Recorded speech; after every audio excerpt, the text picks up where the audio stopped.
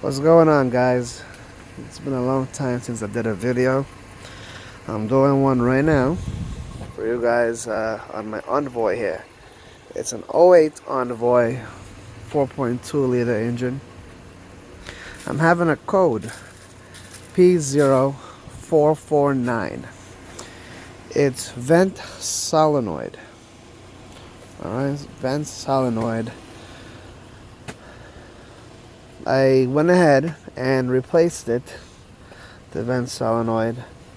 I will show you a little bit how I got the check engine light came off. I'll show you exactly what I did. Grab my scan tool, right? And this is the launch CRP123. This is actually a very, very good scan tool. I'm gonna start from the beginning, step by step for you guys. So bear with me here. GM, whatever, hopefully you guys are working on an Envoy, so this will be the same procedure for you. Maybe the year is different. It's '08. I believe it's a medium duty truck. No, it is Gmc truck. The 5th digit is an T from my car. Should work for your Envoy too. We're gonna go powertrain. 4.2 liter, 4-speed automatic. We're gonna test the engine control module. Right at this very moment, there's no codes. I have a lean condition on this, but at the same time I just erased the codes, so I need to drive it 50 miles or so for the computer to reset itself. We're gonna go to data display. Okay, we're gonna go down, and p0449 is actually an EVAP code, so we're gonna go to EVAP data.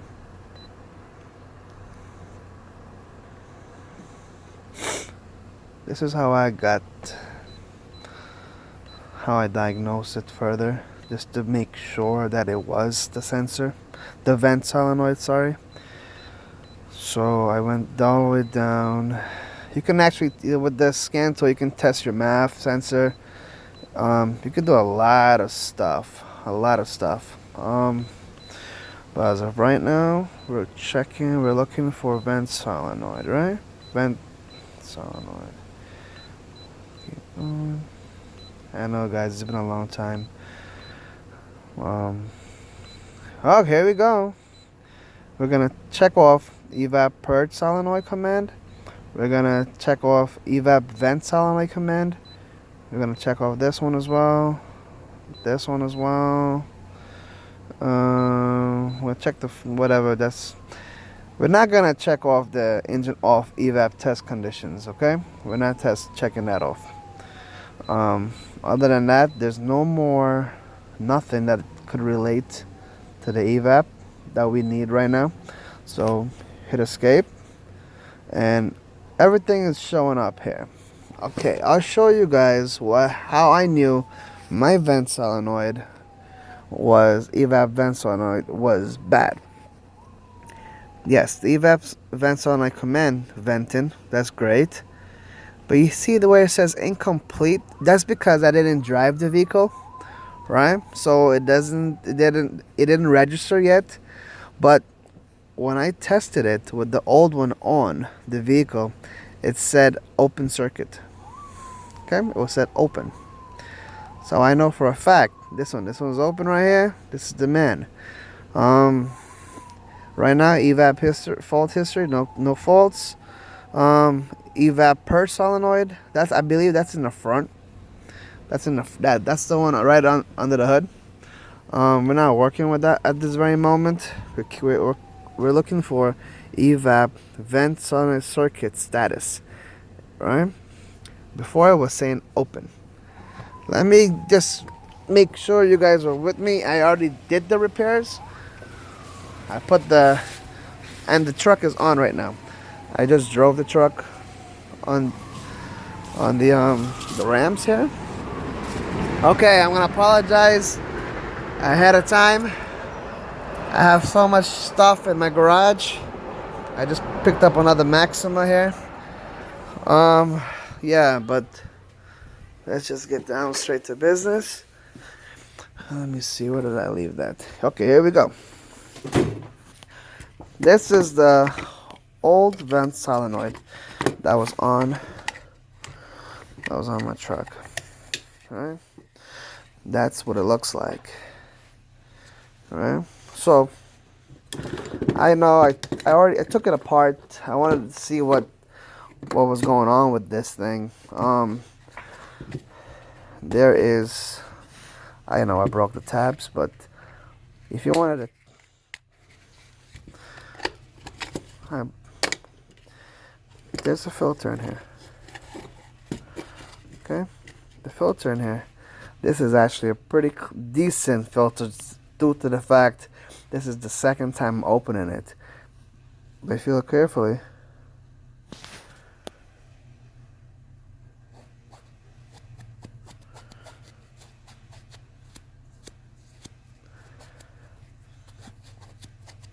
even though this is the second time I'm opening it, it's still clogged. Okay, in here, I didn't clean in here. It's just the way it was.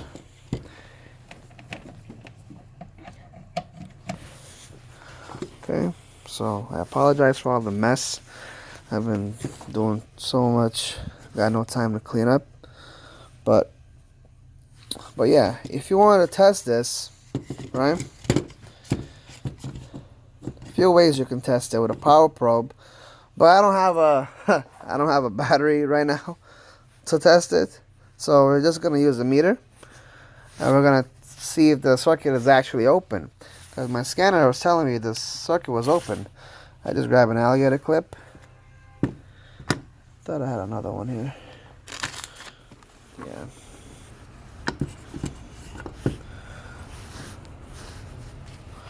Got one on there. One on the other one. Make sure they're not touching, which they are not. Okay. Alright. We're gonna take the meter, put it on the ohms setting. This is it's gonna be auto range. Alright, so the ohms is gonna show up auto. Alright. Oh, let's test your meter. Good. Alright. So my meter is complete. Closed circuit. Alright, so let's gonna test this real quick.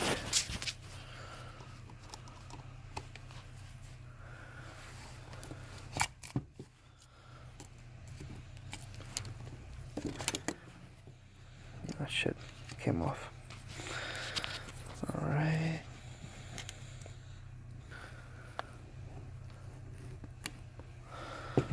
Okay. One there. One there. Okay. See, it's still open. Okay.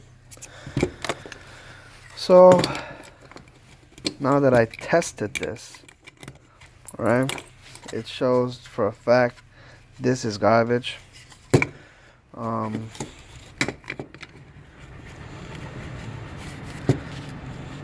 I bought the new one, Duralast. I got from AutoZone, of course. Part number PV0426.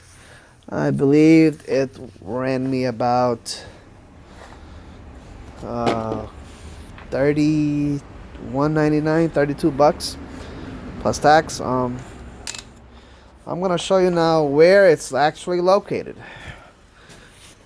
Okay. Got another light.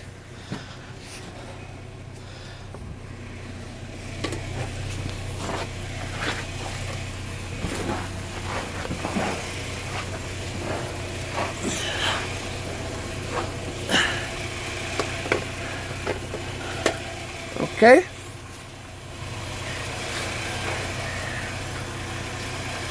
Focus this. That's the new one. That's the location. It's right above the diff. Right?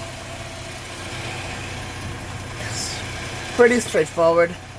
10 minutes. What we do? There is a tab. There's a special clip that's holding this from coming off. Alright? You see it slides right here. What I would do, don't put too much pressure. I don't want you guys to break this line. Then you have to replace it.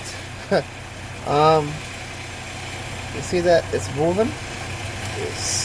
This clip. What you do, you pop this up with your finger, or you use a little flat screwdriver, and on the top, you take a pick or a flathead, and you pry it up. That clip should pop right out. I did break mine. I glued it back, and it works great.